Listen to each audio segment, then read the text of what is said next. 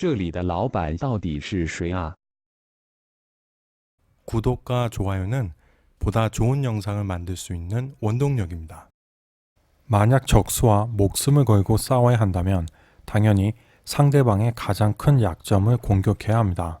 최단시간 내 상대방의 손실은 극대화하고 스스로의 피해는 최소화해야 하기 때문입니다.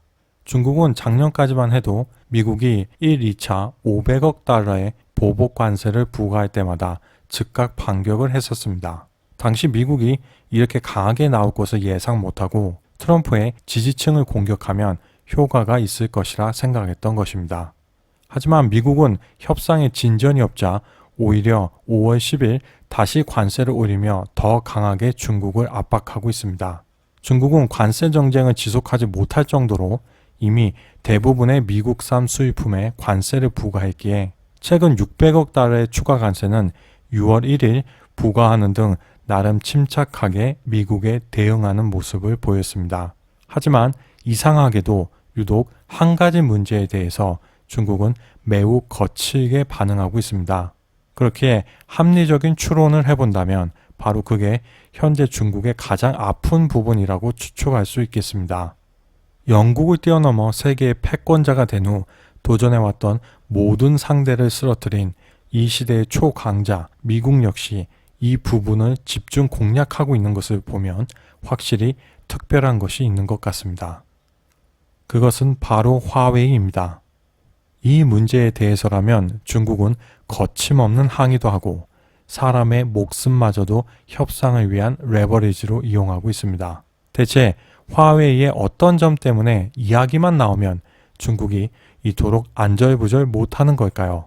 현재 중국은 내년 미국 대선까지 버티기에 들어간 것으로 보이고 이를 바라보는 트럼프 대통령은 답답하기만 합니다. 그래서 미국이 선택한 카드는 바로 화웨이 흔들기입니다. 미국은 화웨이가 그만큼 중국에게 중요하다는 것을 정확히 알고 있는 것입니다. 중국은 역시 화웨이가 공격받자마자 바로 반격을 했는데 놀랍게도 히토류 카드를 들고 나왔습니다. 히토류는 이제 중국이 미국에 대항할 수 있는 유일하게 남은 무기이자 동시에 가장 강력한 무기입니다. 만약 이걸 내비친 후에도 미국이 물러서지 않는다면 앞으로 발생할 경기 하강과 실업률은 모두 미국 때문이라며 인민들을 선동하면서 그저 미국의 공격을 묵묵히 견디는 방법밖에 남아있지 않기 때문입니다. 물론 미국은 일본처럼 히토류 때문에 중국에 굴복하지는 않을 것입니다. 먼저 동맹국인 호주에서 수급을 받고 장기적으로는 베트남 등의 히토류를 개발시켜 결국 안정적인 체제를 구축할 것입니다. 미국의 발빠른 대응과는 별도로 중국이 이처럼 노골적으로 발톱을 드러내며 공산당 대장정의 출발지까지 가서 헌화하며 무역전쟁의 결의를 다지는 것을 보면 대체 중국에게 화웨이가 왜 그토록 중요한 존재인지 궁금증이 더해갑니다. 누구냐 너? 안녕하세요. 우리가 알고 싶은 세계입니다. 오늘은 화웨이에 대해서 이야기해 보도록 하겠습니다. 먼저 기업의 대략적인 현황을 보겠습니다. 화웨이의 2018년 매출은 124조, 순이익은 10조 원입니다. 매출의 대부분을 스마트폰과 통신 장비 쪽에서 얻고 있는 IT 기업이라고 볼 수 있겠습니다. 중국인들의 전폭적인 사랑을 받으며 중국 스마트폰 시장의 50% 이상을 점유하고 있다는 것과 유럽에서 삼성전자와 비슷한 점유율을 확보할 정도로 이미 높은 기술력을 인정받은 기업이라는 점입니다. 하지만 스마트폰 사업부의 경우 매출은 전체의 거의 절반인데 반하여 이익은 겨우 전체의 24%입니다. 주로 통신 장비에서 큰 이익을 얻고 있으며 현재 통신 장비 전 세계 점유율 1위입니다. 사업 초기에는 해킹 등의 방법으로 통신 기술을 탈취한 후에 공산당 및 인민해방군과의 유착을 통해 어렵지 않게 규모를 키웠고 현재 국제적인 견제로 인해 해킹이 여의치 않자 언론을 통한 정치 선동으로 인민들의 애국심을 부추기며 국내 시장을 장악하고 적극적으로 해외 진출을 하고 있는 상황이라고 볼 수 있겠습니다.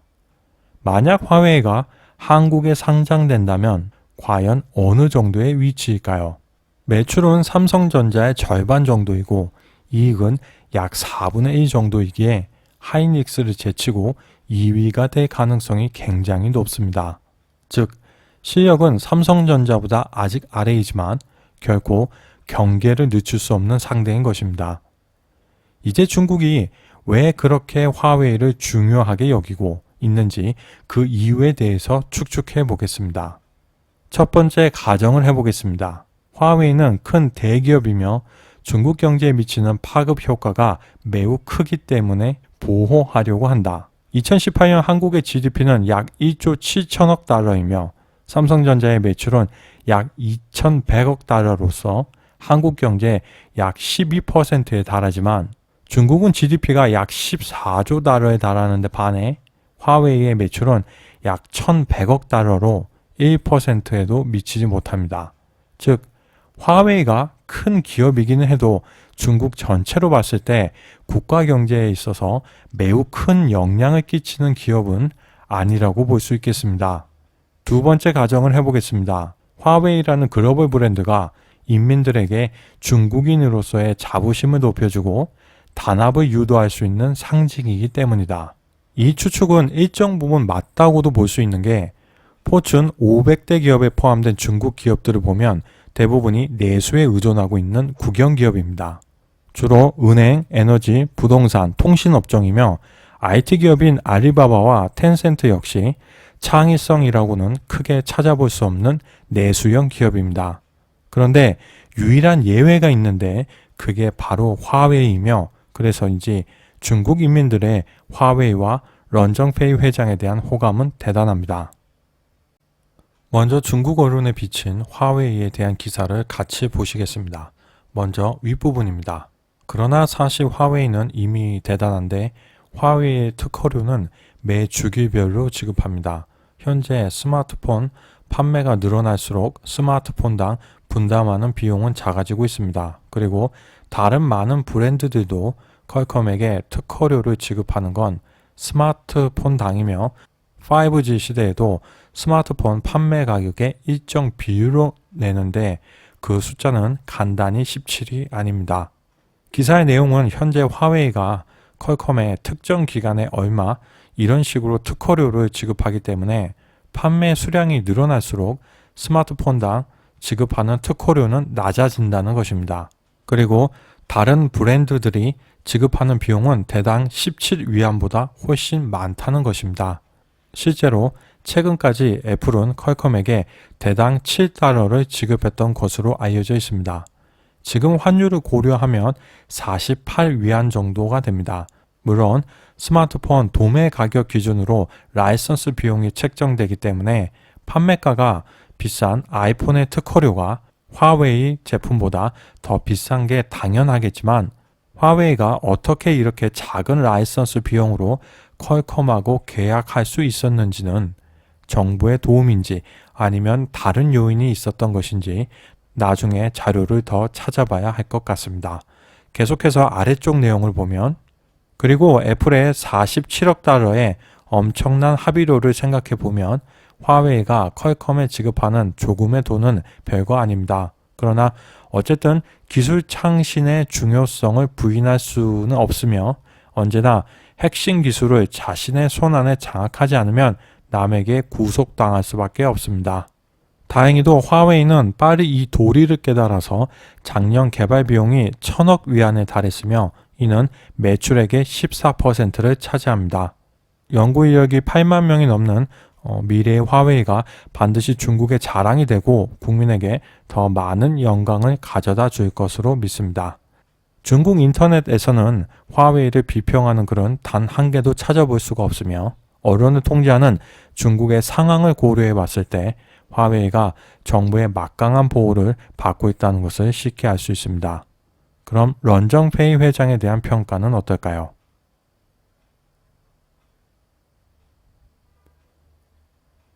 역시 굉장히 호의적인 것을 볼 수 있습니다. 최근 갤럭시 S10의 판매 호조로 중국 시장 점유율이 1.6%를 돌파하자 중국은 삼성전자를 공격하기 시작했습니다. 공영 방송을 통해 갤럭시 노트 4 폭발 사고에 관한 내용을 방영했는데 당시 사용자는 비정품 배터리를 사용하고 있었습니다. 하지만 삼성전자가 제대로 배상하지 않는다고 비평하면서 외국 브랜드가 자국 인민들에게 좋지 않다는 의식을 심어주고 있습니다.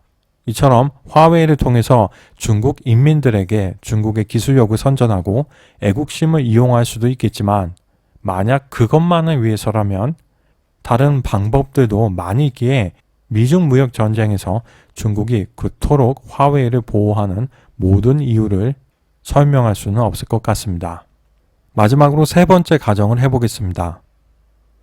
화웨이의 실제 주주는 중국 권력층이라서 미국의 제재로 인한 손해를 받아들일 수 없다. 중국은 공산당이 통치하는 국가이기 때문에 인민들이 경기 하강과 실업률 상승 등으로 인해 피해를 받아도 지도층만 피해가 없으면 계속 버틸 수 있을 것이라는 것을 미국이 잘 알고 있기 때문에 직접적으로 권력 측의 이익을 공격한 것이다. 화웨이 런정페이 회장의 지분율은 1.4%입니다. 그럼 나머지 지분의 주인은 누구일까요? 공식적으로 직원 노조라는 말을 하고 있지만 결코 믿을 수 없는 말입니다. 런정페이 회장은 중국 통신장교 출신으로 공산당과 인민해방군의 공사를 거의 독점 수주하면서 성장했습니다. 화웨이의 이익이 곧 고위층의 이익이 아니라면 받을 수 없는 수많은 혜택을 누리며 성장해 온 것입니다. 만약 중국 인민들이 중국의 권력층들이 화웨이의 진짜 주인이라는 것을 알게 된다면 그동안 대중의 애국심에 호소하며 중국의 자랑인 화웨이를 보호해야 한다고 독려했던 모든 행동들이 자신들을 속인 것이었다고 생각할 것입니다. 물론 비록 권력층이 화웨이의 모든 과실을 가져간다고 해도 어차피 중국인이기에 국보 유출은 아니라고 생각할 수도 있지만 그들 중 대부분은 해외에 비싼 부동산을 구매하고 엄청난 기부를 통해 자녀들을 유학 보냅니다. 즉 중국의 막대한 국부를 유출시키는 것입니다. 또한 특혜받는 화웨이로 인해서 정상적인 민영통신 기업들은 결국 경쟁에서 밀려 시장에서 퇴출당할 수밖에 없는 것입니다. 누군가의 이익을 대변하기 위해서는 누군가가 반드시 희생을 해야 하기 때문입니다. 여기에 바둑돌이 5개가 있어. 응? 이건 항상 5개야. 근데 여기서 내가 2개를 갖고 와. 그럼 네 건 몇 개야? 3개지. 근데 여기서 내가 하나를 뺏어와. 그럼 내 건 몇 개야? 3개지. 네 건 몇 개야? 넌 가만히 있었는데도 2개가 된 거야. 그렇지? 이게 바로 자본주의라는 거야. 내가 안 뺏어오면 누군가 와서 뺏어가게 돼 있다고. 화웨이의 후계자 지정 역시 매우 의아스러운 일인데 런정페이 회장의 딸인 몽환저우 CFO가 승계하는 것으로 알려졌기 때문입니다. 아버지도 지분이 1.4%밖에 안 되는데 대체 어떻게 매출 120조의 회사를 물려받을 수 있는 걸까요? 런정페이 회장과 실제 소유주들 사이에 이미 이와 관련된 합의가 있었음을 의미하는 것입니다. 중국의 자랑이라면서 증시 상장을 통해 인민들과 성과를 나누지 않는 화웨이는 공산주의도 자본주의도 아닌 그 어디쯤에서 여전히 자신의 본 모습을 철저히 숨기고 있습니다. 현재 미국과 중국은 차세대 패권을 쥐기 위해 살 얼음판을 걷는 치열한 경쟁을 하고 있습니다. 만약 이번에 미국이 움직여주지 않았다면 한국의 핵심 IT 기술 산업들은 모두 5년 이내에 중국에게 추월당했을 것입니다. 지난해 4분기 삼성전자 스마트폰의 대당 평균 판매 가격은 225달러였지만 화웨이는 243달러로 더 높았습니다. 심지어 중국 브랜드 오포도 231달러로 삼성보다 높았습니다. 삼성은 애플을 추격하지는 못하고 오히려 중국 업체들에게 밀리고 있는 것입니다. 디스플레이 산업 역시 BOE가 몇 년 안에 삼성을 추월할지도 모르는 상황입니다. 미국이 빠른 시간 내에 중국을 제압해주면 좋겠지만 WTO 가입 당시 미국 GDP의 13%에 불과했던 중국의 GDP는 2018년에 이미 미국의 65%로 올라선 상황입니다. 미국은 소련이 미국 GDP의 40%를 초과하자 사우디와 연합하여 저유가 체제로 소련을 붕괴시켰으며 1980년대 일본이 미국 GDP의 40%를 넘어가자 프라자 합의를 통한 엔화 절상으로 잃어버린 20년을 겪게 만들었습니다. 하지만 2010년 중국이 미국 GDP의 40%를 넘어섰을 때는 2009년 글로벌 금융위기로 인해 공격 타이밍을 놓쳤습니다. 남은 문제는 이미 미국의 65%로 커진 중국을 잡기 위해서는 미국이 집중해서 지속적으로 압박해야 무너뜨릴 수 있는데 그게 갈수록 쉽지 않다는 것입니다.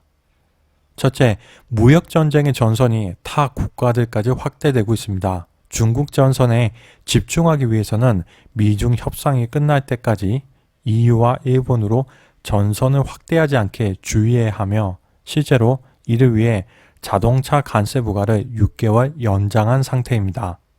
둘째, 급속도로 경직되고 있는 이란과의 관계입니다.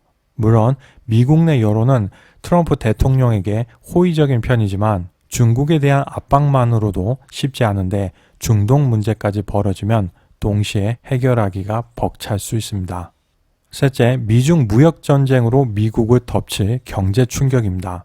최근 화웨이를 봉쇄함으로써 미국 반도체 및 IT 부품 기업들의 실적 악화는 미국 경제에 악영향을 줄 것입니다. 물론 90일의 유예 기간을 두어 충격을 흡수하려고 하고 있지만 그 사이에 중국과의 협상이 이루어지지 않을 가능성이 더 큽니다. 넷째, 내년 대통령 선거입니다. 강력한 민주당 도전자들이 많기 때문에 아무래도 트럼프 대통령으로서는 가장 많은 신경이 쓰이는 일입니다. 특히 전 부통령 조 바이든 역시 대권 출마를 선언한 상황입니다. 민주당은 아무래도 공화당보다는 중국 쪽에 호의적인 것 같습니다.